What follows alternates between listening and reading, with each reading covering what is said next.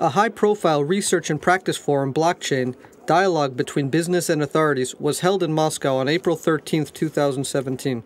The event was initiated by the Russian State Duma and Boris Yurovich Titov, the Entrepreneurs' Rights Commissioner for the Russian President. PLC Group AG and one of its founders, Maxim Bedorov, represented the interest of major international players. Sharing his experiences of operating businesses in the crypto industry, he covered key issues facing the companies and explained how PLC Group AG had managed to resolve them. Good afternoon. There is no need to explain to anyone in this audience what Bitcoin stands for. Everybody knows about it and it is very popular. But in spite of this, there is a feeling that it is something routine.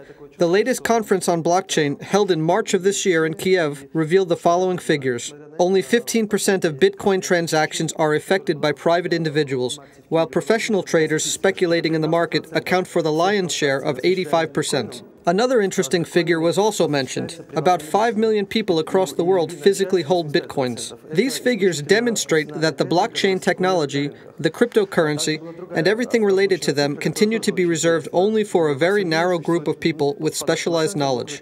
As a company, we have made it our aim to change the situation. We believe that this technology should be available to every person, regardless of his or her educational background and income. On the road to this objective, we had to address a whole array of legal issues. When we enter a new country, specifically Russia, we line up a group of experts to analyze a legal basis for our company's operations. And here are some issues we have faced.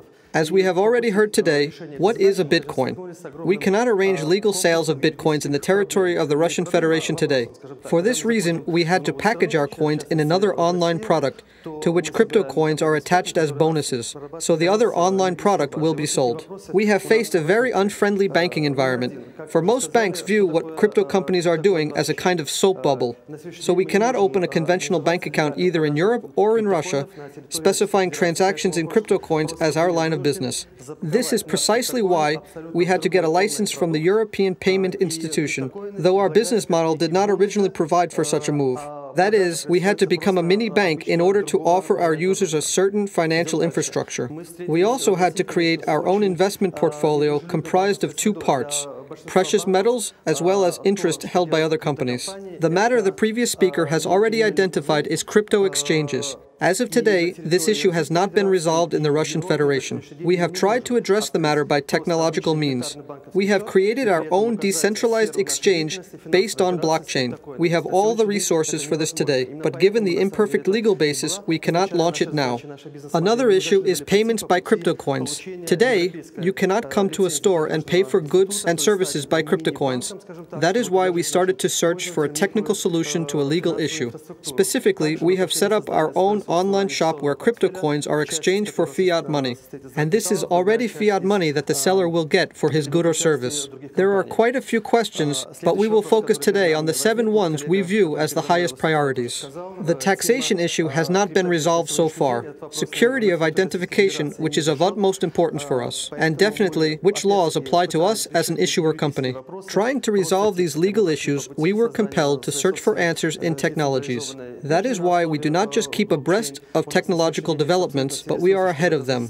For example, our experts have developed safe crypto wallets, wallets that function in an offline environment, which give you the opportunity to pay by coins without an internet connection. Technologies have also been developed enabling the storage of a private key in one's own phone, but not outside servers.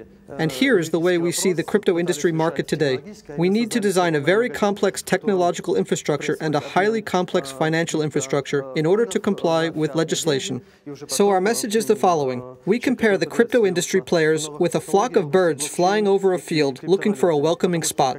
And the birds will descend where they find such a friendly spot. And this will mean investments, workplaces, a fast-growing industry, and so on.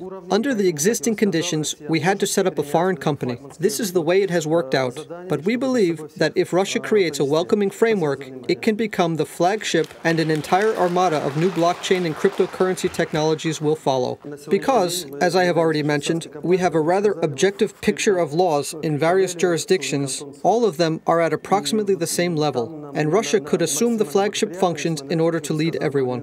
Thank you for your attention. We are a Swiss company situated in the city of Zag, where the business environment is very friendly. We are setting up our our daughter companies in Russia, Belarus, Ukraine, and Kazakhstan. We are currently analyzing the legal basis for this. And Russia is of great interest to us, of course. We want to show that one can and should work in Russia. We want to set an example and become such a company. Of course, it would be great if the appropriate legal framework were in place. And then, I believe, other foreign companies will follow suit. Спасибо.